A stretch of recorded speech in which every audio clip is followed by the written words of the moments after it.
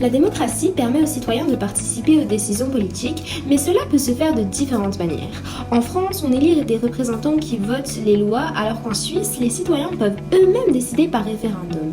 Certains pensent que la France devrait s'inspirer de ce modèle plus direct. Mais est-ce vraiment une bonne idée ? Nous allons voir les avantages et les limites de cette approche. La Suisse est considérée comme une démocratie directe qui est un système où les citoyens votent eux-mêmes les lois et les décisions sans passer par des représentants. Cependant, le système politique suisse est en réalité une démocratie semi-directe et fédérale. En effet, le pays va être divisé en 26 cantons qui ont tous beaucoup d'autonomie.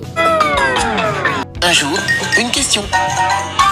C'est quoi les cantons au juste ? Donc les cantons sont comme des petits états en fait à l'intérieur du pays. Les citoyens ils vont aussi élire un parlement, donc une assemblée générale qui va être chargée de voter les lois. Enfin, le gouvernement qui va être appelé Conseil fédéral va être composé de 7 membres qui vont prendre les décisions. Les citoyens ils vont participer activement à la vie politique de leur pays grâce à plusieurs mécanismes de démocratie directe. Premièrement, 4 fois par an, les citoyens suisses ils vont être consultés sur de grandes questions politiques, économiques ou sociétales par exemple, à travers différents votes. Deuxièmement, les citoyens ils peuvent aussi lancer une initiative populaire. Si 100 000 signatures sont recueillies en 18 mois, les citoyens ils peuvent proposer une modification de la Constitution qui va être ensuite soumise à un référendum. Troisièmement, les citoyens ils peuvent aussi lancer un référendum facultatif. Donc si 50 000 citoyens signent une pétition dans un délai de 100 jours après l'adoption d'une loi par le Parlement, un vote populaire il peut être organisé pour confirmer ou rejeter cette loi. Enfin, il va y avoir le référendum obligatoire qui va consister au fait que toute modification de la Constitution doit être soumise au vote populaire. On peut notamment penser par exemple en 2021 une loi sur le climat qui a été contestée par les citoyens suisses. Comme 50 000 signatures ont été obtenues, ça a permis aux citoyens d'organiser un référendum facultatif qui va conduire à rejeter la loi à environ 52%. Contrairement à la Suisse, la France est une démocratie indirecte. Une démocratie indirecte ou démocratie représentative, c'est un système politique où les citoyens vont élire des représentants chargés de prendre des décisions en leur nom. Les citoyens ils vont élire le président au suffrage universel direct, qui lui va nommer le gouvernement. Les citoyens ils vont aussi élire les députés de l'Assemblée nationale. La démocratie indirecte en France, elle va reposer sur une séparation des pouvoirs exécutifs, législatifs et judiciaires. Le pouvoir exécutif va être exercé par le président et le gouvernement.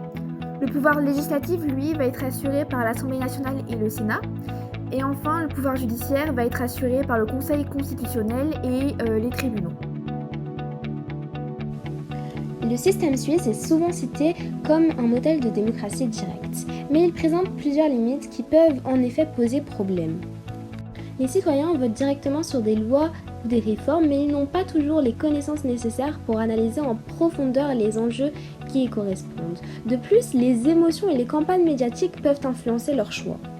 Par exemple, en 2009, l'interdiction des minarets a été adoptée à 57% par référendum, malgré l'opposition des experts et des institutions qui illustrent comment une décision peut être prise uniquement par le climat politique actuel et non objectivement par les citoyens. Donner autant de pouvoir au peuple peut ralentir certaines avancées sociales et politiques.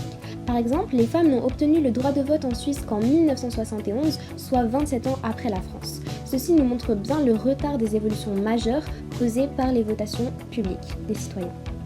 De plus, une faible participation remet en question la légitimité des décisions. Même si le système suisse repose sur la participation citoyenne, en réalité, une grande partie des citoyens ne votent pas lors des référendums. En moyenne, 40 à 50% des citoyens participent aux votations, ce qui signifie bien qu'une minorité peut imposer des décisions qui s'appliquent à l'ensemble des citoyens, à l'ensemble du pays. Contrairement à l'image que l'on pourrait avoir d'un peuple qui décide librement, la démocratie directe suisse est aussi influencée par des groupes qui financent des campagnes massives pour influencer l'opinion publique. Par exemple, en 2021, une loi sur le climat a été rejetée après un référendum facultatif qui a été largement influencé par des campagnes massives contre cette réforme. De plus, la Suisse est un petit pays de 9 millions d'habitants avec une organisation fédérale, ce qui facilite la mise en place de référendums. En France, avec 68 millions d'habitants et un État centralisé, organiser autant de votes serait extrêmement compliqué et pourrait considérablement ralentir la prise de décision. Alors, pourquoi on devrait s'en inspirer ? Une plus grande implication des citoyens permettrait de renforcer la démocratie et d'améliorer la confiance perdue envers les institutions. Le RIC, le référendum d'initiative citoyenne, réclamé par certains mouvements comme les Gilets jaunes, donnerait plus de pouvoir au peuple pour proposer et voter certaines fois dans certaines situations. Mais il y a quand même des dangers à une démocratie trop directe en France. Trop de référendums pourraient paralyser le pays avec des décisions contradictoires ou influencées par des émotions passagères des citoyens. Il y a également un risque de fausser les résultats avec une faible participation des citoyens qui laisserait une minorité imposer des choix à l'ensemble de la population.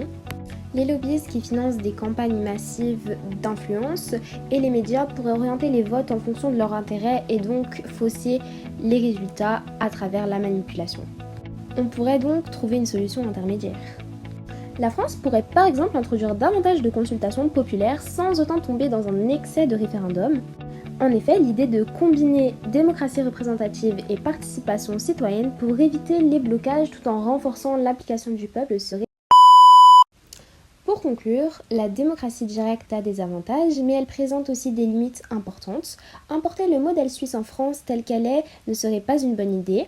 Cependant, s'en inspirer en renforçant les mécanismes de participation citoyenne comme le RIC ou des consultations plus fréquentes des citoyens pourrait être une solution plutôt intéressante. L'enjeu est donc de trouver un équilibre entre l'implication du peuple et une efficacité politique.